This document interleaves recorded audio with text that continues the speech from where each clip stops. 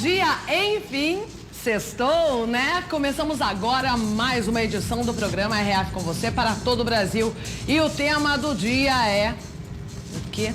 Crime virtual. Você já caiu, já foi vítima de algum? Já recebeu por e-mail um boleto falso? Vamos ensinar aí como identificar se um boleto é falso ou não na edição de hoje, viu?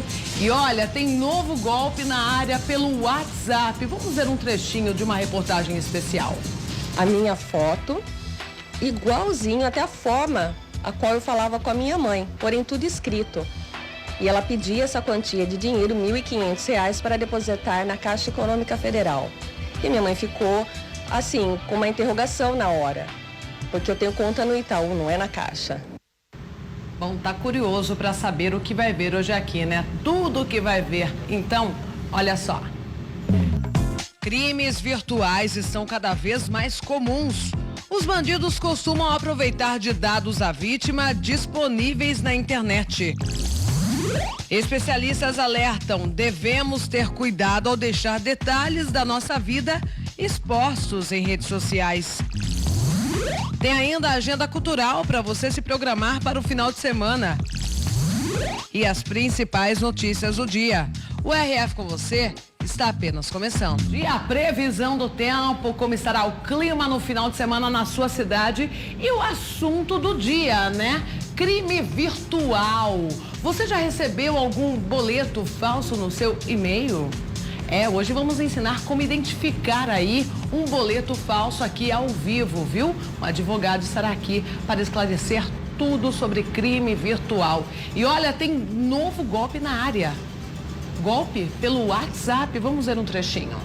A minha foto, igualzinho até a forma a qual eu falava com a minha mãe, porém tudo escrito. E ela pedia essa quantia de dinheiro, R$ 1.500, para depositar na Caixa Econômica Federal. E minha mãe ficou, assim, com uma interrogação na hora. Porque eu tenho conta no Itaú, não é na Caixa. A vítima quase caiu, viu? Daqui a pouco conto essa história aí em detalhes. Vamos então para a previsão do tempo. Pode deixar na tela aqui. Limeira, mínima de 21, máxima de 33 graus, nublado. Em Campinas, chuva, mínima de 21, máxima de 31 graus. E previsão de chuva também em Porto Ferreira, interior de São Paulo, mínima de 21, máxima de 33 graus. Agora as notícias do dia. O helicóptero usado no assassinato de 2 chefes da facção criminosa foi encontrado pela polícia. A aeronave, avaliada em 3 milhões, foi encontrada em Fernandópolis, no interior paulista. O helicóptero chegou em São Paulo à noite. A aeronave foi encontrada mais cedo na região de Fernandópolis, no interior do estado. Estava abandonada, perto da mata, em um terreno particular.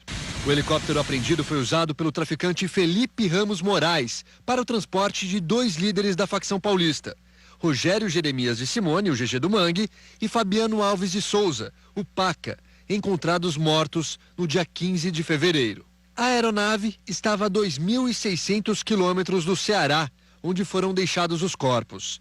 O voo de fuga para Fernandópolis durou cerca de 12 horas, com pelo menos 5 paradas. O piloto já foi preso 3 vezes e trabalha para a facção. Com o dinheiro do tráfico, ele leva uma vida de luxo.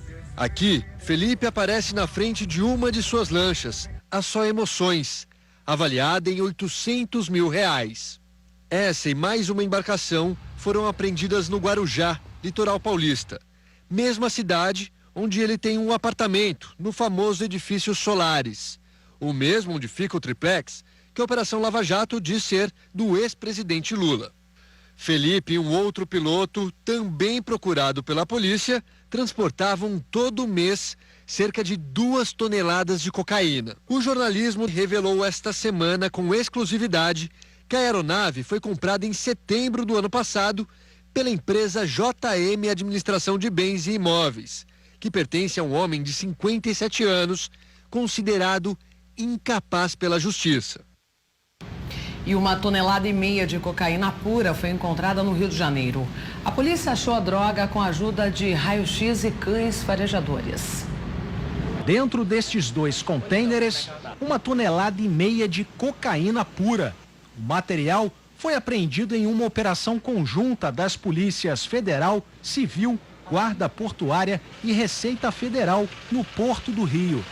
Boa parte da carga estava embalada a vácuo e coberta com orégano para que o cheiro não fosse detectado pelos cães farejadores. A droga também estava armazenada em várias mochilas de viagem. O objetivo principal é descobrir se eles estão contaminados com armas, munições e drogas que vão abastecer o crime organizado aqui no nosso estado. A fiscalização começou no início da tarde e vários contêineres foram periciados numa ação conhecida como Pente Fino. Durante a operação, o patrulhamento no Porto do Rio foi intensificado. Operações como essa devem ocorrer com mais frequência no Porto do Rio.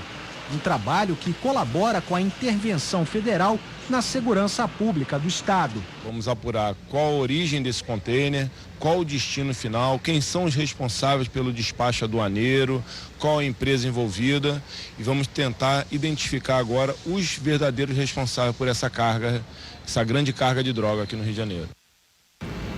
E um ladrão foi surpreendido por uma reação inusitada da vítima no interior do Paraná. O bandido recebeu um balde de água fria, literalmente. A funcionária envolvida com o trabalho segue para a porta e no retorno já é acompanhada pelo ladrão. Quando ela percebe o crime, avisa a dona da padaria. A comerciante, que está enchendo um balde, não pensa duas vezes e dá um banho de água fria no ladrão. Em pouco tempo, o vídeo ficou famoso na internet. A comerciante conta que agiu por impulso e não imaginava a repercussão. É um assalto. O quê? E pronto. Do jeito que eu falei, o quê? O balde já estava cheio naquele momento e foi onde que eu virei e joguei. O crime aconteceu em Assis Chateaubriand, cidade com pouco mais de 30 mil habitantes no interior do Paraná. Depois de ter arriscado a vida, Vanilza explica que quando percebeu o roubo, só lembrou da dificuldade que enfrenta para manter o sonho de ser dona do próprio negócio. Foi uma coisa assim, eu não aceito, tô aqui, madrugo com uma criança de 4 anos de idade. Quando o cérebro recebe uma informação de perigo, ele ativa um circuito de preservação, de luta ou fuga. E a forma como a pessoa vai reagir vai depender da história de vida, do tipo de personalidade e das condições emocionais. Mas a polícia lembra. O vídeo que está bombando na internet não serve de exemplo. Um percentual de 80% de vítimas que reagem, que acabam sendo baleadas em casos de roubo. A recomendação é não reaja, porque você nunca vai saber se você está nesses 20% ou nos 80%. A Cidade de Deus lidera o ranking de tiroteios no Rio de Janeiro. O local tem média de uma morte a cada 4 dias. Para enfrentar essa realidade, médicos e enfermeiros tiveram que passar por um treinamento de guerra.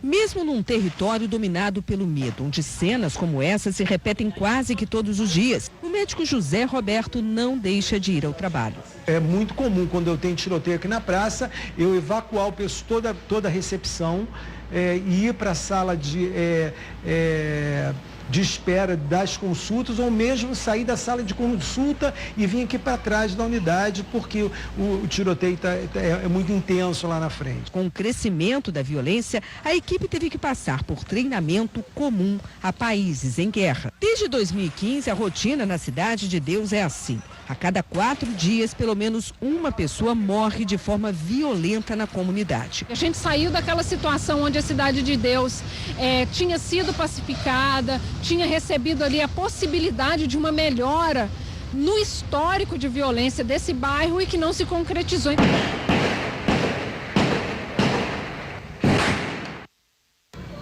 E por conta de tanta violência, o governo federal falou que vai emprestar 42 bilhões de reais para financiar investimentos na segurança pública. No encontro, representantes de 25 estados do Congresso e do Judiciário. O presidente Temer foi incisivo. Eu iria pedir aos senhores e às senhoras que se esforçassem para esta abertura de vagas, porque nós todos sabemos que o sistema penitenciário está lotadíssimo. Então, nós precisamos tentar desafogar. Foram 4 horas de reunião. O governo anunciou que vai usar recursos do BNDES para financiar investimentos dos estados em segurança pública. Serão 42 bilhões de reais em 5 anos. Dinheiro que será usado para construir presídios e equipar as polícias. 32 bilhões são para os estados e 10 bilhões para os municípios. Mas apenas 5 bilhões estarão disponíveis para empréstimo este ano.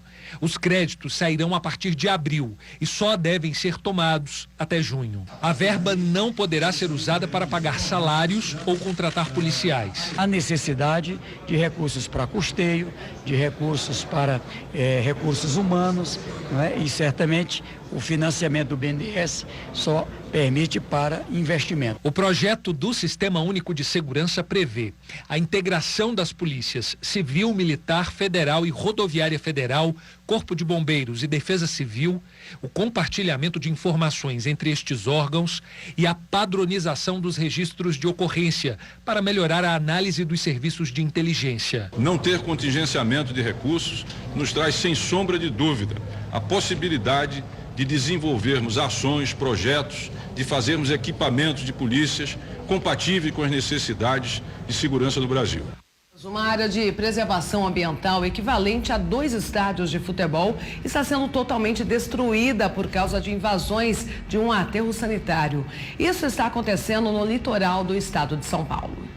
Do outro lado do rio, estes moradores testemunham a ocupação irregular. Tinha ninho, você via, escutava cantar. Agora a gente vê barulho de serra todo dia. De noite é caminhões e caminhões passando. Eles vivem neste bairro em Santos, no litoral paulista, há mais de 30 anos. Contam que nos últimos meses, o aterramento do mangue na outra margem, na vizinha São Vicente, só cresce. Antes era só mangue mesmo. Mangue, tinha marisco, tinha ostra, caranguejo, tinha de monte. Esta foto revela como era o mesmo lugar há pouco mais de 1 ano. Do alto é possível ver a extensão do desmatamento. Essa é uma área de preservação permanente de mais de 20 mil metros quadrados. Ou seja, não poderia ter nenhuma construção. Mas uma vistoria da Polícia Ambiental aponta que já são mais de 50 moradias, com ligações clandestinas de água e luz. A imagem aérea mostra um caminhão despejando entulho para aterrar o mangue. Este outro veículo, flagrado pela nossa equipe, está com a placa escondida. O Ministério Público Estadual abriu um inquérito civil há 8 meses para apurar a ocupação irregular. Segundo os promotores do meio ambiente, além do desmatamento e da invasão, resíduos domésticos e de construção civil estão sendo descartados no mangue. Por todo o rio, há lixo. O Ministério Público cobra que a Prefeitura de São Vicente fiscalize a área. Já a Secretaria de Meio Ambiente diz que monitora a região. Diante do impasse, uma reunião com representantes do município foi marcada para a próxima semana. O aterramento já causou impactos irreversíveis. Ele é sensível no sentido de ser berçário, né? Então você tem muitos animais ali que se reproduzem ali. E aí você imagina que os bebezinhos, né, são super sensíveis. Então esse tipo de recuperação é mais difícil. Dos animais é mais difícil. E a pior coisa para o mangue é aterrar. E a pior coisa para o mangue é aterrar. É você matar o mangue, né? E olha só que imagem impressionante. Uma tubulação de água estourou na zona norte do Rio de Janeiro na manhã de hoje e o rompimento da tubulação destruiu o asfalto. Um carro chegou a afundar no buraco e toda a região ficou assim. Técnicos da Companhia Estadual de Água e Esgoto do Rio de Janeiro estiveram no local realizando manobras aí, tentando retirar a água da tubulação. A companhia também enviou para o local uma equipe de segurança patrimonial para checar se moradores tiveram prejuízos. Você sabia que todos os brinquedos feitos aqui no Brasil precisam passar aí por uma série de avaliações antes de chegarem às mãos das crianças? E os testes são bem rigorosos, viu? Vamos ver.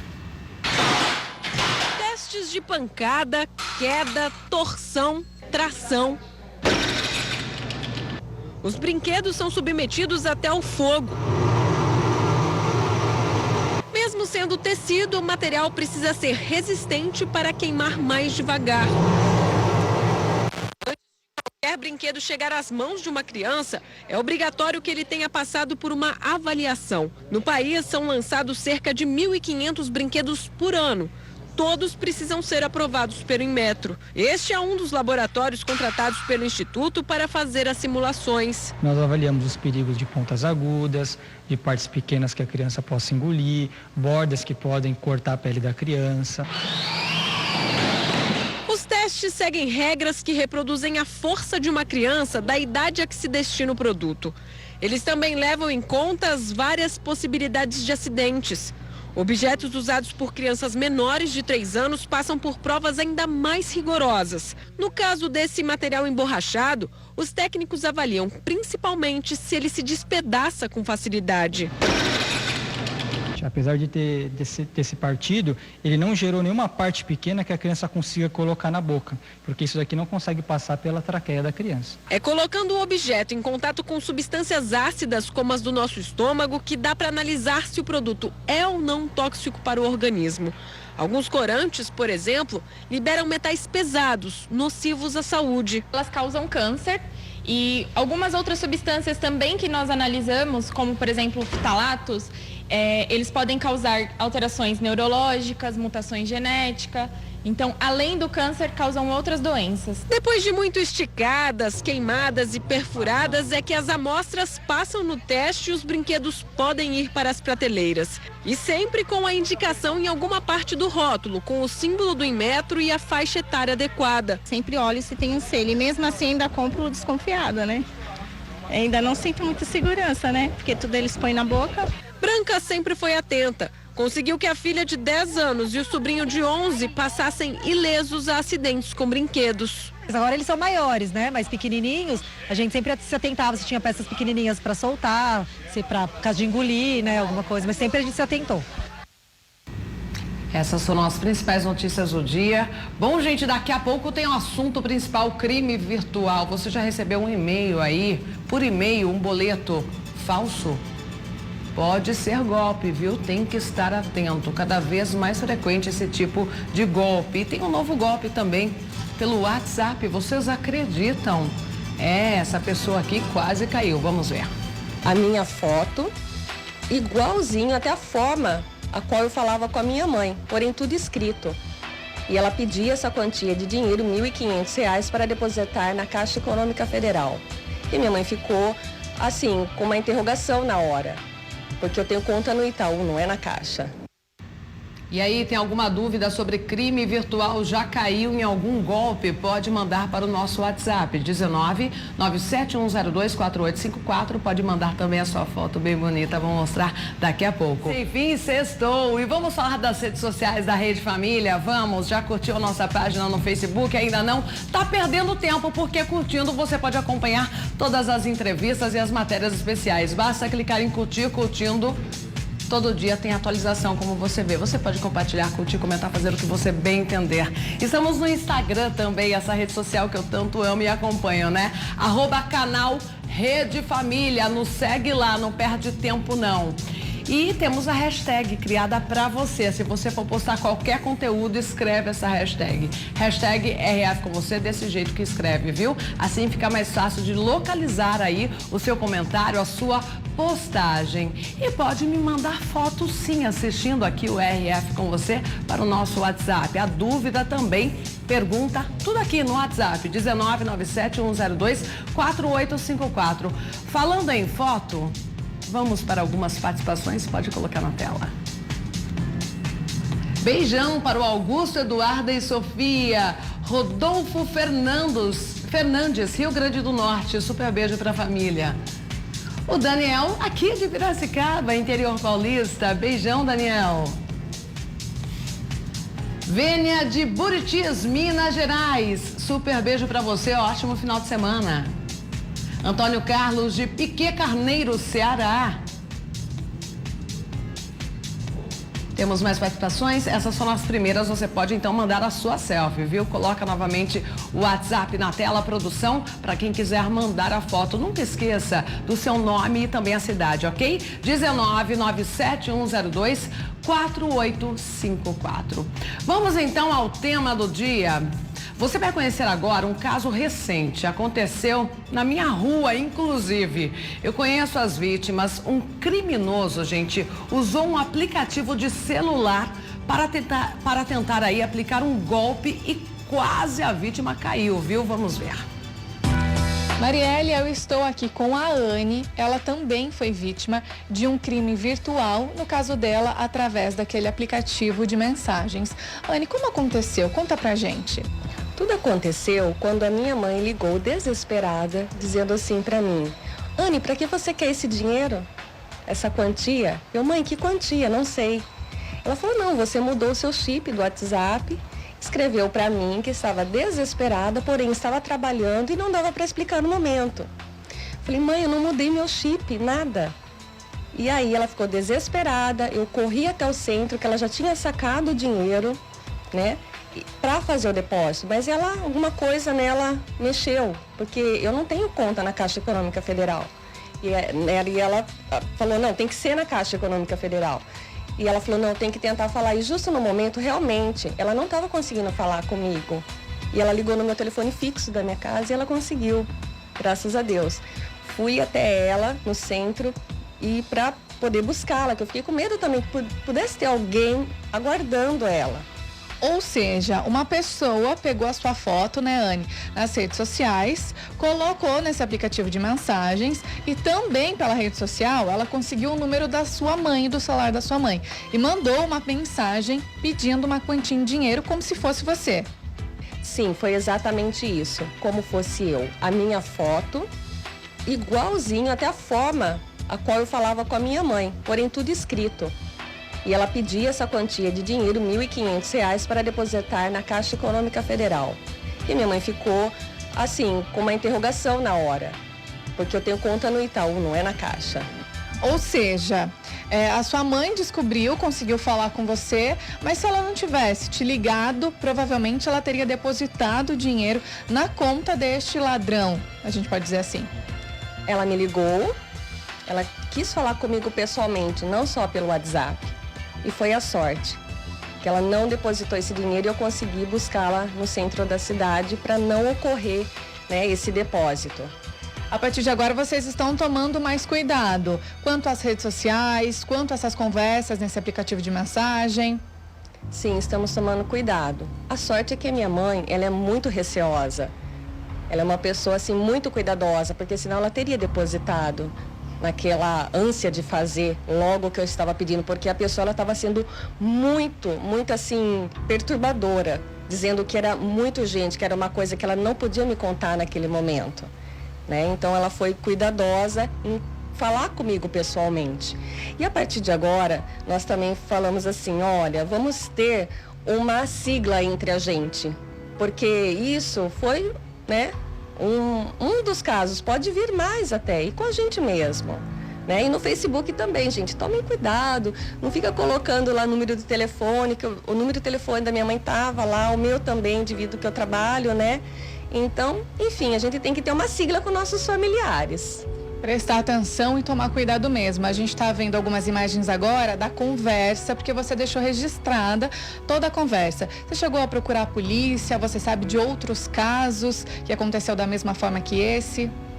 Sim, porém eu não cheguei a fazer o boletim de ocorrência, porque com outras pessoas que a gente vai conversando, não tem como, infelizmente não tem como pegar, não tem como ter uma punição. Tem que tomar esse cuidado, né? É a gente. Marielle, felizmente a Anne conseguiu evitar o golpe, mas para você aí de casa fica o alerta para tomar cuidado com tudo que posta ou publica nas redes sociais. É com vocês aí no estúdio.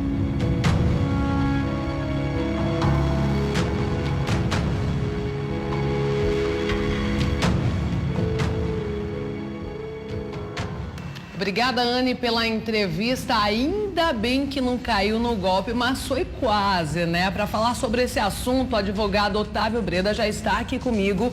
Seja bem-vindo mais uma vez, doutor Otávio. Muito obrigado, eu agradeço o convite. Já tinha ouvido falar desse golpe pelo WhatsApp? Sim, na verdade o que acontece na maioria das vezes é a prática do crime de falsa identidade, onde uma pessoa se vale de informações do próprio usuário na internet para criar um perfil ou até uma conta falsa num aplicativo e com isso enganar uma pessoa e obter uma vantagem ilícita. E isso daí é a prática mais comum. Nesse caso, o crime, se não há o prejuízo e apenas a apropriação da identidade, é falsa identidade. Porém, se o crime é com o intuito de obter um proveito de quem quer que seja, nós estamos falando de um estelionato. Então, são práticas distintas, penas distintas, por conta da gravidade. Na verdade, a minha vizinha não caiu, ainda bem, conseguiu falar com a filha, né? Mas imagina, confunde, né? Você vê a foto da pessoa ali.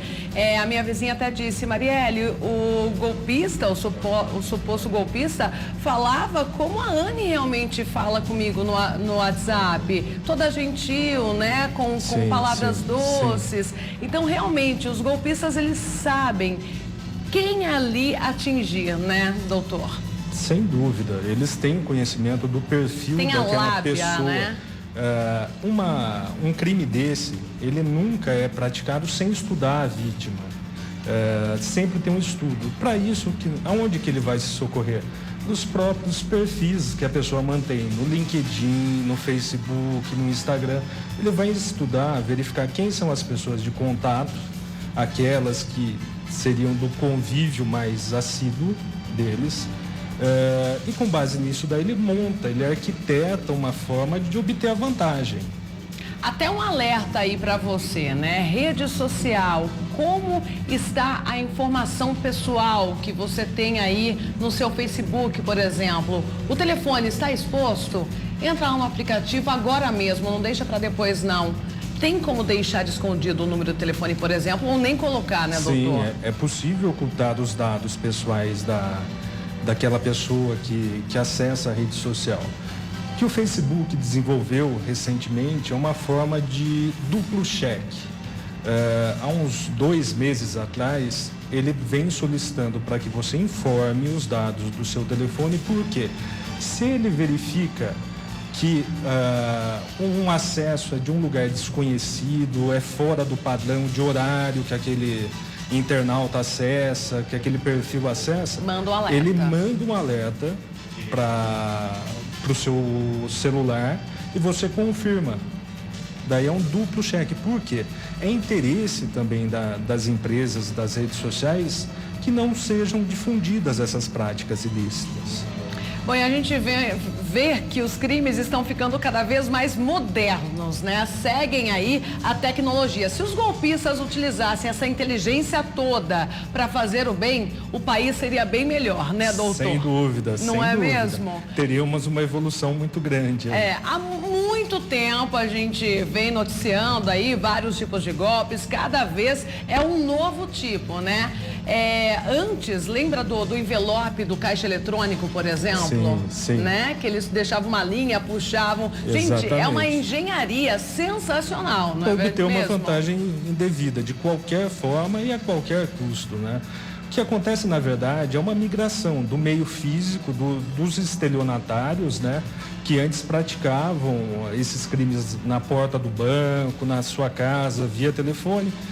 Com a ampla difusão da internet, eles também acompanham essa evolução. Sim. E migraram para esse meio. Aí tem smartphone, né?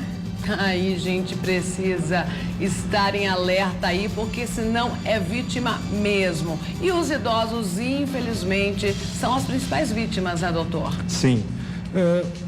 O estelionatário, ele se vale da fragilidade. É uma pessoa que estuda o perfil daquele que ele vai aplicar o golpe. E com base nisso daí, ele vai se valer de uma lábia adocicada, de palavras de carinho, partindo do pressuposto de que há uma fragilização desse usuário, desse perfil. Ele tem conhecimento, nada é sem estudo prévio. Eles são... Com certeza. Daqui a pouco eu vou contar um caso aqui de um telespectador, mas eu me lembrei agora, ainda some um pouquinho, foge um pouquinho desse assunto de crime virtual, mas é um golpe também, não deixa de ser. Olha que absurdo, doutor. Essa semana nós noticiamos aqui no RF com você. Bandidos estariam falsificando. Olha só, não tem nada a ver com o assunto, mas eu lembrei aqui porque eu achei uma falta de humanismo, assim, tremenda. Falsificando remédios para câncer. Esses remédios chegam a custar R$20 mil a caixa. Sim. E falsificaram e estavam vendendo para as famílias. Imagina, a família já está tão fragilizada, com alguém da família ali doente, né? Por conta da doença, Por conta da doença. Aí tem golpista que consegue inventar um remédio falsificado e vender a um preço, gente, de R$20 mil. De repente essa família não tem nem condição aí de arcar com os custos da casa, de sobrevivência, né? E de repente vai fazer um empréstimo com a família, com o banco, porque quer salvar aquele ente querido, né? E daí compra um remédio falsificado. É demais, né? É demais. Isso daí tá... Os bandidos, eles querem tirar vantagem de tudo, seja de qualquer meio que for. E nesse caso, eu não sei se você se recorda, há uns anos atrás, teve o caso da pílula de farinha. Também, que eram me recordo. Dos contraceptivos. Sim. E era um laboratório de renome que foi envolvido. Quantas vidas foram atingidas por conta dessa fraude? E o alerta é: sempre duvide de um preço mais barato, pesquise, faça o exercício de se questionar o que é aquilo, por que eu estou recebendo. A pessoa nunca falou desta forma comigo. Sim. Ela pediu indicação de uma conta bancária, o que não é praxe. Então, sempre duvide, sempre questione. Olha, um telespectador aqui, o Luciano de Aracaju, Sergipe, ele disse que ele já foi quase vítima, não chegou a cair no golpe, mas quase caiu. No golpe do celular, recebi uma ligação no celular que eu fui contemplado com R$10 mil. Aí pediram os meus dados e eu passei. Passei o nome do meu pai, da minha mãe, daí você já sabe aquele tipo de golpe, né? A pessoa liga para o pai, para a mãe, fala que o filho está sendo sequestrado, né? Sim. E geralmente é um idoso, uma idosa, lógico, pai e mãe entram em desespero, né? Mas aí esse crime ficou comum, na verdade, né? Daí inventaram outras Mas vamos lá, gente. Ninguém liga pra você e fala assim: Marielle, você ganhou R$10 mil. Você ganhou um carro 0 quilômetro, pode vir buscar aqui na concessionária. Tem que duvidar, né? Sem dúvida. O primeiro ponto, questione o DDD da chamada que você recebeu com esse prêmio. Se não é um DDD local, porque uma pessoa que não te conhece, referente a um prêmio que você desconhece, de um concurso que você não participou, porque ela estaria te ligando, dizendo que você ganhou algo e ainda mais requerendo seus dados. Em regra, quando você ganha algum concurso, a empresa que o promove pede que você vá até o local para que valide as informações. Agora, com base numa... A questão é, hoje em dia ninguém dá dinheiro de graça. Não é? Então é sempre duvidar, sempre se questionar. Com certeza. Bom, e um golpe bastante comum também que vamos falar hoje aqui, boleto. Certamente você já recebeu aí algum e-mail com boleto falso, viu? Você nem sabia, de repente você até já pagou, não é mesmo, doutor? Sem dúvida. Porque é muito parecido, né? Na verdade, convém explicar como que funciona isso daí. Esse crime, na maioria das vezes, como ele ocorre? Não é o boleto da instituição financeira que vem fraudado. É um vírus que está no seu computador. Então o e-mail é da empresa realmente? Sim, a fonte pode ser fidedigna. Porém, vindo esse e-mail para você, vai ter um software instalado de forma obscura no seu computador, que ele vai pegar a linha do código de barras e vai alterar para uma conta de terceiros. Então, no momento que você imprime aquilo e acredita que está realizando o pagamento daquele boleto, o valor pago ele foi direcionado para uma conta de terceiros. E como você se torna suscetível desse tipo de prática? Ao abrir e-mails de estranhos. Ou seja, aqueles e-mails que vêm da Polícia Civil, da Polícia Federal, da Até Receita de banco Federal. mesmo. Sim, de banco mesmo. Um banco eu não tenho conta nem em um banco apenas. Eu sempre recebo e-mail, gente, de outros bancos. Marielle, a sua conta está com problema, a favor ligar na agência. Nem conta naquele banco eu tenho. Então, é spam, já marca como spam, já ali marca na hora. como spam. Na dúvida, exclua. Porque se alguém está querendo falar com você, essa pessoa vai fazer um novo contato e por outra forma que não o e-mail. Agora fico alerta, nenhuma autoridade, seja polícia, seja Receita Federal, fazem intimações por e-mail. É sempre por carta ou por uma pessoa que vem, se identifica como sendo daquele órgão e entrega em mãos, sob pena até de nulidade, isso daí. Então questione, não abra isso. Se você, a pulga canta, você não abra isso, exclua. É o conselho a ser feito. Com certeza. Doutor, temos mais um caso aqui. A Sara Ferrarini, de Praia Grande, Espírito Santo. Ela diz assim, já me ligaram, disseram que estavam com a minha mãe e queriam dinheiro. Sim. Só que a minha mãe estava do meu lado. Graças a Deus, ela conclui aqui. Esse golpe foi bastante comum, né, doutor? É muito comum. Eu creio que de cada 10 pessoas, pelo menos 8 tenham experimentado isso daí. E o engraçado é que se você pega a numeração, o DDD, é sempre próximo a alguma unidade prisional.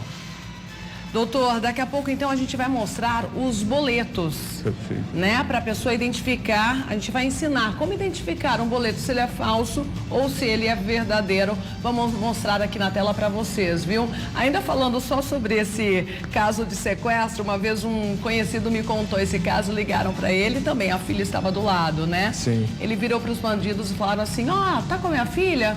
Então tá, pode ficar. Acabou com a graça dos golpistas, sim, né? sim. Porque a filha estava do lado. Certamente se a filha não tivesse, ele estaria preocupado, né? Nessa hora, imediatamente, eles desligam a ligação. Com certeza. E acabou a graça para os bandidos. Daqui a pouco a gente volta, então, mostrando qual o boleto verdadeiro e o falso para vocês, viu, gente? Para quem está chegando agora aqui no RF com você, nós já mostramos um novo golpe pelo WhatsApp. Nós temos um trechinho aí da Anne, ela falando como o golpista aí agiu. Pode colocar. A minha foto, igualzinho até a forma a qual eu falava com a minha mãe, porém tudo escrito. E ela pedia essa quantia de dinheiro, R$ 1.500, para depositar na Caixa Econômica Federal. E minha mãe ficou, assim, com uma interrogação na hora. Porque eu tenho conta no Itaú, não é na Caixa. E como o golpista conseguiu aí o telefone da mãe da Anne pelo Facebook. Estava disponível lá. Por isso já alertamos aqui. Quem tem rede social tem que esconder, né, doutor? Não tem jeito. Sim. Na verdade, essas redes sociais, elas disponibilizam de ferramentas para que você oculte ou limite o acesso a essas informações pessoais. O que a pessoa tem que ter em mente é que a partir do momento que ela deixa aquele material exposto, é uma porta de entrada para se tornar vítima de uma fraude. Se alguma pessoa quiser entrar em contato com você por meio de uma rede social, ela tem outros meios, pode ser por mensagem, pelo próprio aplicativo. Não há necessidade de deixar aberto o seu número de telefone. Então fica a dica para que, como disse a Marielle, exclua esta informação o mais rápido possível. E falamos também sobre alguns golpes, né? Agora antigos até, né? Que a empresa liga e fala assim, olha, você ganhou R$10 mil, ganhou um carro 0 quilômetro. Gente, não dá mais para cair nesse tipo de golpe, né? Hoje em dia ninguém dá dinheiro assim para você, não. Tem que trabalhar e tem que trabalhar bastante para ganhar grana, não é mesmo, doutor? Sem dúvida, sem dúvida. E falamos também sobre boleto. Chega e-mail aí pra gente com boleto falso da própria empresa, geralmente, né? De repente você tem um consórcio. Chega pelo e-mail da empresa do consórcio, sim, mas sim. O boleto é falso, porque um vírus que está na sua máquina modificou o código de barras. Exato. É isso? É isso mesmo. O que acontece? Quando você abrir um e-mail duvidoso, que contém um anexo, de certo vai ter uma mensagem bonita, algo de seu interesse, porque estelionatário, ele vai te cativar. São sedutores, exatamente, né? Eles sabem utilizar as palavras. Como um Dom Juan da vida, Exato. né? Quantas mulheres caíram aí em golpes por redes sociais, doutor? Sim. Se passando aí em aplicativos de relacionamento, né? Cara, é bonitão, de repente nem é, né? Tá com uma foto falsa, é claro, falsa, né? Sim. Aí a mulher tá lá naquele período de carência, né? O golpista vai lá chavecando e consegue arrancar dinheiro da mulherada. Sim. É incrível, já mostramos inúmeros casos aqui. Isso daí é muito comum. É muito comum. Eles se valem da fragilização daquela pessoa, porque eles vão estudar o perfil, vão ver que teve um relacionamento que não deu certo, vão saber os assuntos que essa pessoa gosta e puxam uma conversa no início. Alguns casos até mais graves, a pessoa se encontra até e depois se vale desta porta de entrada para exigir um valor, para pedir um valor. Outra prática que ocorre, quando a afinidade é tão grande, existem pessoas que trocam mensagens, imagens, né, de cunho pornográfico. E o estelionatário, ele vai se valer daquilo para chantagear a vítima. Então, aí fica mandando mensagem, olha, se você não me der tantos reais, não depositar esse valor, essa quantia, vou jogar o seu vídeo, a sua foto em grupo de WhatsApp. Aí acaba com a vida da pessoa, né? É o mais comum. Gente, tem que desconfiar, de quem tá aqui atrás da tela, viu? Pode ser um golpista. Onde tá? Eu acabei mudando de assunto. Sim. Depois do intervalo, aí sim, gente, vamos mostrar aqui um boleto falso para você. Tá curioso? Eu quero muitas fotos, viu? Muitas participações, inclusive, vamos colocar algumas? Pode colocar na tela, produção. Beijão aí pra família Castelo Branco de Curvelo, Minas Gerais. Super beijo. A Leila de Juazeiro do Norte, Ceará. Beijão, Leila. José Carlos de Guatemi, Mato Grosso do Sul, ótima sexta-feira. Yuri de Buritis, Minas Gerais. Arielle de Amarante, Maranhão. A Rosiane de Jaguaripe, Bahia. Beijão também para Cremiada de Jaguaripe também, Bahia. Ronaldo de Água Nova, Rio Grande do Norte. Lucilândia de Nazaré do Piauí, Piauí. Essas são as participações, mais participações, né? Você ainda pode mandar a sua foto também para aparecer ainda hoje aqui nessa sexta-feira, nesse momento que eu tanto amo, né? Receber esse carinho de você que está assistindo o RF com você. 1997-102-4854. Bom, gente, agora sim, vamos explicar, então, mostrar aqui, né? Como que é o tal do boleto falso que você pode receber aí por e-mail, viu, gente? Se você tem computador aí, notebook, precisa estar atento. Onde você clica? De repente você recebe um e-mail falso, clica aí em algum anexo, esse anexo vem com o tal do vírus.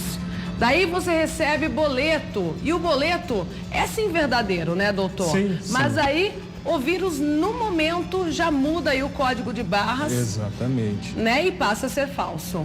Inicialmente, nós temos duas versões de vírus. O primeiro, que foi lançado quando houve uma série de ataques dessa natureza, o que ele fazia? Ele alterava a linha digitável e o código de barras. Código de barras em cima, aquela sequência numérica embaixo, a linha digitável. Posteriormente, como começaram a ocorrerem os prejuízos, os estelionatários, hackers, eles lançaram uma segunda versão. Essa segunda versão, ele mantém a linha, mas altera só o código de barras. Então, não só a tecnologia evolui, mas também o modus operandi dos bandidos, né? E sempre prestar atenção nisso, sempre se questionar. Porque o crime fica comum, né, gente? Daí todo mundo, a gente espalha aqui na mídia, falando sobre o tipo de golpe, daí eles têm que inventar outro golpe, né? Cada vez mais criativos aí, como eu já disse no início da entrevista, se os bandidos utilizassem toda essa criatividade para o bem, nosso Brasilzão seria, ó, chique, hein? Sem dúvida. Não é? Top, né? Bom, vamos então mostrar agora sim um boleto falso e o doutor vai explicando pra gente. Pode colocar na tela. Lembrando que eles sempre mudam também o banco, doutor. Sim, exatamente. No caso, a primeira marcação acima é o nome do banco. Isso daí, em regra, eles mantêm quem manda o boleto. Na sequência, esse 237 dígito 2 é a identificação numérica do banco. Cada banco ele tem um número para a identificação dos boletos. E a próxima, que é essa linha grande, que todo mundo pena para digitar quando o código de barras não funciona, é a linha digitável. É a versão numérica do código de barras. Essa que geralmente eles modificam, essa que é alterada. Além do código embaixo. Sim, o código de barras propriamente dito. Mas tem algumas características, como apontado no código de barras, nas duas marcações. Sempre que houver um espaço muito grande entre essa impressão, desconfie, porque ela é sequencial, ela é fluida, ela não tem espaços. Isso daí é a assinatura do software, porque ele retira e cola a indicação em cima. E nisso daí está jogando o dinheiro que você pagou para um terceiro. Gente, se a gente comparar com o original, é muito parecido, né? Da mesma forma quase, só que então a linha digitável ali é alterada e o código de barras também. E geralmente eles mudam o banco. Sim, mudam o banco, a conta e o favorecido. Porque essa sequência numérica da linha digitável, ela contém todos esses dados. Por que criou-se o código de barras? Para facilitar para o pessoal do banco compensar os boletos, senão teria que digitar número por número dessa linha, que demanda tempo. Daí para eles criarem. Nós temos também um boleto, aquele que é verdadeiro mesmo, está aí, ó, para a gente mostrar como que funciona realmente. Para você que está em casa, pega um boleto aí na sua casa, da mesma empresa, do mesmo banco, sempre será dessa forma, né, doutor? Sim. Então, os 3 primeiros dígitos ali, ó, o código do banco, cada banco tem o seu código. Procura aí no Google que você vai encontrar o código do seu banco, ou então no seu boleto que você tem aí na sua casa para pagar. Daí, nós temos um número, cada cliente tem um número. E sempre é impresso dessa forma também? Sim, sempre é impresso. O que vai alterar é o final, que é o valor. Sim. O valor do código de barras. Então, ali, onde está em verde é o nosso número. Exatamente. É a identificação sua para o banco. Tá. Ele não pode alterar isso, porque senão ele teria que alterar a sua conta. Ou seja, a Marielle tem um boleto todo mês para pagar da internet de casa. Todo mês vai vir então, gente, com o código do banco ali, o mesmo, né? Sim. O meu número também, que está escrito aí, olha, na tela, nosso número, o mesmo todo mês, viu? Porque esse código é meu, é do cliente, é seu. Sim. Daí depois seguido então da agência, né? Da agência, o código do cedente, que é aquele que emitiu a empresa, o boleto, e depois a identificação do valor, que é sempre o final. Então, uma dica muito grande aí para você de cara identificar é verificar se esse número, o nosso número está correto, e verifique o valor, porque alguns programas eles alteram também o valor. O valor. Sim. Então, fazer esse estudo e verificar. Tem dúvida ainda assim? Recupere os boletos anteriores e compare. Surgiu alguma dúvida? Entre em contato com o cedente, que é a empresa ou o banco que emitiu isso daí. Interessante, doutor. Eu não sabia que eu tinha um código? Sim, é uma informação personalíssima, né? Para o banco, você é identificado por essa sequência. Acho que nem os telespectadores sabiam. Vocês sabiam? Interessante, né? Então, é bom ficar atento aí em todos esses números. E, doutor, acontece o seguinte, de repente a empresa mandou para o cliente, então, o boleto via e-mail. Sim. Aí o vírus modificou a linha digitável, o código de barras e tudo mais. Sim. O cliente vai lá, clica e paga.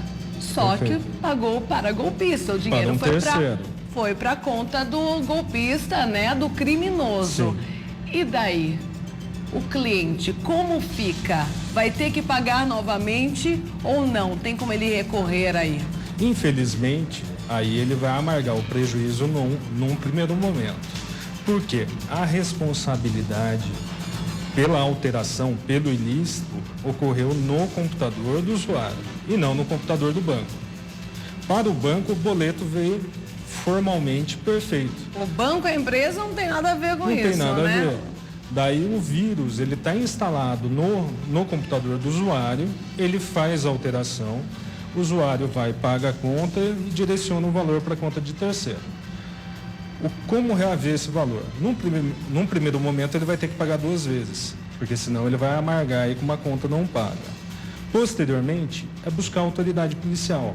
O mais rápido possível, buscar o banco, obter as informações da conta vinculada, comunicar a autoridade policial para que dê tempo de rastrear e bloquear a conta vinculada nesse estelionato. Mas, infelizmente, isso é difícil, porque demanda-se tempo entre a compilação dessas informações e a entrega à polícia. Tudo, né? Sim, infelizmente, num primeiro momento, ele vai ter que amargar o prejuízo e depois correr atrás da responsabilização, tanto criminal quanto civil, dos estelionatários. Doutor, como é fácil pessoa abrir conta em banco assim, né? Porque esses golpistas têm inúmeras contas, né? Sim. O que acontece algumas vezes é que eles se valem de contas já existentes de pessoas que têm um histórico ilibado, não tem nenhuma mácula na conta, não contraiu empréstimos, nada dessa natureza. Eles dão dinheiro para essa pessoa e se valem do nome dela.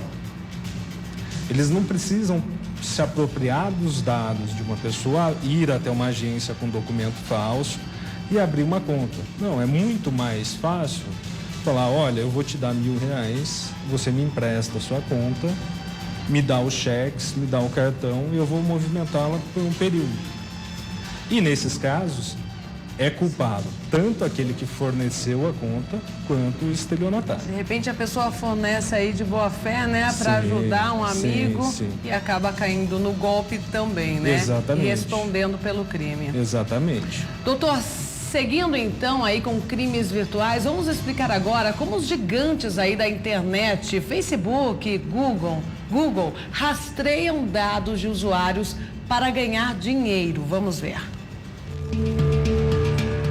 Em casa, nas ruas, no trabalho.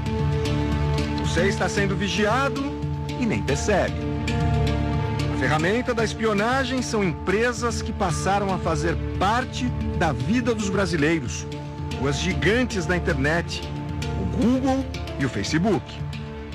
Nós estamos vigiados? Estamos, a todo momento. Seja um celular ou algum outro dispositivo que consiga fazer um rastreamento mínimo da nossa localização.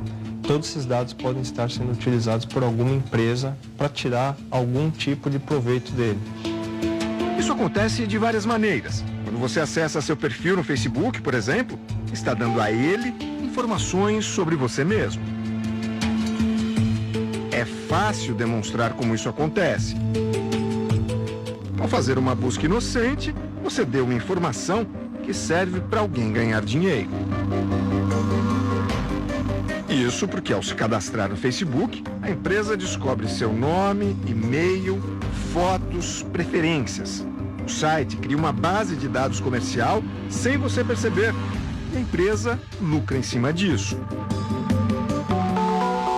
Brincadeiras no Facebook se especializaram em coletar detalhes da vida de quem participa delas. o serviço foi invadido por um teste. Cada usuário poderia ver como ficaria o próprio rosto se tivesse nascido com o sexo oposto. Parece inofensivo, mas para brincar é preciso dar informações e fotos, e por sua vez podem ser usadas com finalidade comercial. Já fizeram alguns estudos, né, onde se verificava que o Google ele ganhava 3 vezes mais utilizando as informações como fonte de marketing do que se ele cobrasse algum valor dos usuários pelo serviço que ele presta. Então essa informação é muito mais rentável com esse objetivo comercial do que se ele vendesse um bom serviço de e-mail, um bom serviço de busca ou um bom serviço de escritório colaborativo. Mas atenção, essa não é a única maneira pela qual as gigantes da internet descobrem tudo. Por meio das conexões dos smartphones com a internet, elas também sabem exatamente por onde as pessoas andam. O teste foi realizado pela emissora de TV Fox News, uma das mais respeitadas nos Estados Unidos. O repórter tentou dificultar as coisas. Ele saiu com 2 celulares sem chip e sem acesso à rede de internet sem fio. Um dos 2 está em modo avião. Em tese, está com o acesso à internet bloqueado. Primeiro, ele para numa loja de conveniência. Depois passa por prédios do governo. O repórter entra num carro e percorre 22 quilômetros por toda a cidade de Washington. Um passeio de mais de 1 hora. Na sequência, retorna ao prédio onde trabalha. Quando liga os aparelhos à internet, tem um susto. O Google criou uma base de dados de cada passo dele, cada detalhe. A empresa sabia por onde ele passou em cada minuto do dia. O monitoramento existia inclusive no aparelho que estava em modo avião. Os questionamentos contra o Google e o Facebook acontecem também por parte de governos, parlamentos e entidades da sociedade civil. Nesta semana, a revista americana Wired, a mais importante do mundo sobre assuntos de tecnologia digital, divulgou a capa da edição de março. Ela mostra um desenho do bilionário Mark Zuckerberg, fundador e principal acionista do Facebook, com o rosto cheio de hematomas. Uma maneira de ilustrar o fato de que o Facebook está sofrendo golpes de todos os lados nos últimos 2 anos. O mesmo vale para o Google. Kate Weed, da multinacional Unilever, acaba de definir as 2 empresas como um pântano quando o assunto é transparência. As críticas se espalham pela mídia global. O New York Times, jornal mais importante dos Estados Unidos, diz que o Facebook já não gosta do que vê quando se olha no espelho. Já o inglês The Guardian divulgou uma notícia alarmante para a rede social. De acordo com uma pesquisa, em 2018, mais de 3 milhões de jovens devem deixar o Facebook ou acessá-lo com menos frequência. Google e Facebook costumam se definir como empresas que conectam as pessoas e promovem o conhecimento e a diversidade. Como foi possível elas se tornarem tão controversas? A resposta não está só na vigilância sobre os usuários. Fake news, notícias falsas que provocam danos reais. Um espaço livre para opiniões racistas, homofóbicas, que atentam contra a democracia e os direitos humanos. Empresas que dificultam a investigação de crimes graves. As gigantes da internet são cada vez mais cobradas por essas questões. Por descumprir uma ordem judicial, o Facebook foi condenado a pagar uma multa de quase 4 milhões de reais. A Justiça Federal havia determinado a quebra do sigilo de usuários da rede social que faziam parte de um esquema de comercialização ilegal de anabolizantes. Mas a empresa se negou a colaborar com as investigações e não entregou à Justiça os dados dos criminosos. Os suspeitos trocaram diversas mensagens pelo Facebook e essas informações eram essenciais para desvendar o crime. Na medida em que as empresas impõem as suas regras, que só favorecem que eles façam negócios e lucrem cada vez mais, em que não há uma intervenção efetiva do poder estatal constituído no sentido de prevalecer a proteção das pessoas, é evidente que está se tornando uma terra sem lei. Agora veja como a posição da empresa dificultou a apuração do caso pela polícia. Os dados das conversas entre os criminosos ficam em um servidor do Facebook nos Estados Unidos. A empresa argumentou que, por isso, as autoridades brasileiras deveriam tentar um mandado de busca e apreensão na justiça de lá. Ou seja, o crime é cometido no Brasil e o Facebook só age se houver ordem da justiça americana. O tribunal brasileiro impôs uma multa de R$50 mil por dia que a empresa deixasse de passar as informações. O Facebook recorreu até o Superior Tribunal de Justiça. Perdeu. De 50 mil em 50 mil, a conta chegou nos quase 4 milhões. O que acaba acontecendo? O ambiente se torna atrativo porque dificulta a rastreabilidade dessas pessoas que estão envolvidas nas atividades ilícitas.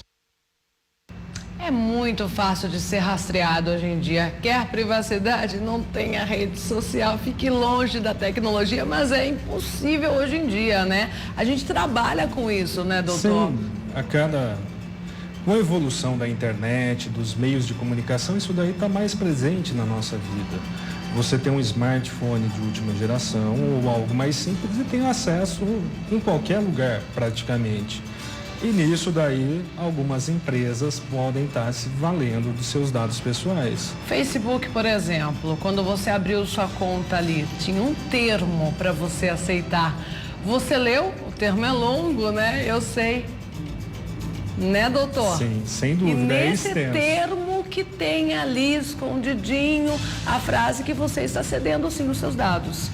Na verdade, eles maqueiam essa questão. Eles colocam que é uma cláusula que diz que você vai colaborar com o desenvolvimento daquele aplicativo, daquele software ou daquela rede social. E a partir do momento que você clica, lê aceito, eles começam a monitorar. A justificativa é a seguinte, que eles estariam melhorando a experiência do Facebook, do Instagram, de um navegador específico, mas em contrapartida eles têm acesso às suas informações. Para realmente se tornar um comércio, né? Ontem mesmo aconteceu comigo, estava pesquisando um produto, de repente começou a aparecer no meu feed do Facebook o produto ali em destaque, com preço, promoção.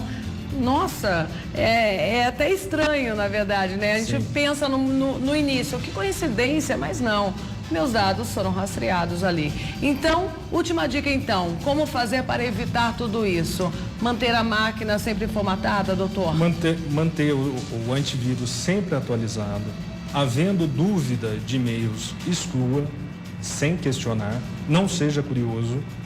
E, havendo a suspeita concreta de que sua máquina está infectada com vírus, é formatar. Leve a uma empresa especializada, ele vai fazer um backup de seus dados, dos seus documentos e depois formata a máquina e entrega para você zerada. Obrigada pela presença, doutor. Eu que dicas agradeço. valiosas aqui. Então vamos conferir as dicas da nossa agenda cultural com Larissa Israel.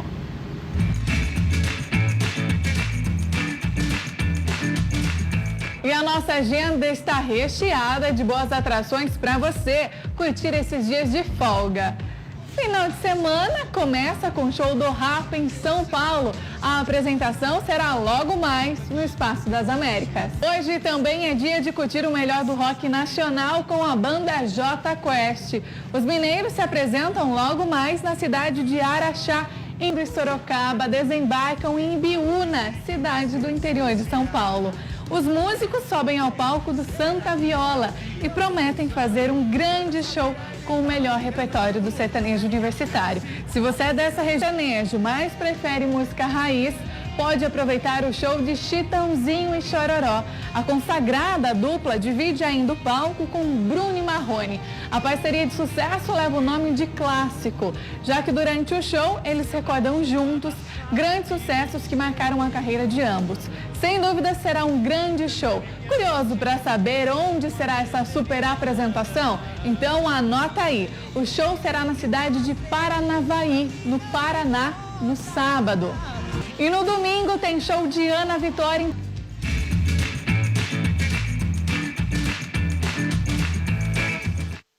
Beijão, Larissa. E quanta agitação para o final de semana, hein? Bom, já estamos na reta final. E aí, mandou sua foto? Então você vai vê-la agora, pode colocar na tela. Zilma, super beijo de Governador Nunes Freire, Maranhão. Ótimo final de semana para você, Aldelice de São Raimundo, Pará. Jolino de Esplanada, Bahia. Jardiel de Bequimão, Maranhão. Vou conhecendo aqui as cidades do nosso Brasil, né? Ricleide de Teófilo Otoni, Minas Gerais. Beijão, Maiara de Rio Verde, Mato Grosso do Sul. Já estive aí, viu, na sua cidade, linda por sinal. Daiane de Ibaté, interior de São Paulo. Ana Cristina de Paulínia, também interior paulista. Daniel de Pontal, interior ligado aqui no RF com você. Ana Thales e Tailon de Beira Rio, Bahia, super beijo. Elisiane de Ribeira do Pombal, Bahia. Welton de Estrela do Norte, Goiás. Wilson de Pirapora, Minas Gerais. Diego e Gislaine de Dianópolis, Tocantins, super beijo. Emanuel e Francilene de Pedra Branca, Ceará. Beijão pra todos, viu? RF com você só acontece por conta de você. Eu fico por aqui. Amanhã tem edição especial do RF com você de sábado, resumindo aí tudo que mostramos aqui na semana. Tá imperdível, viu? Às 11h30 até a 1h. Até lá. Beijão.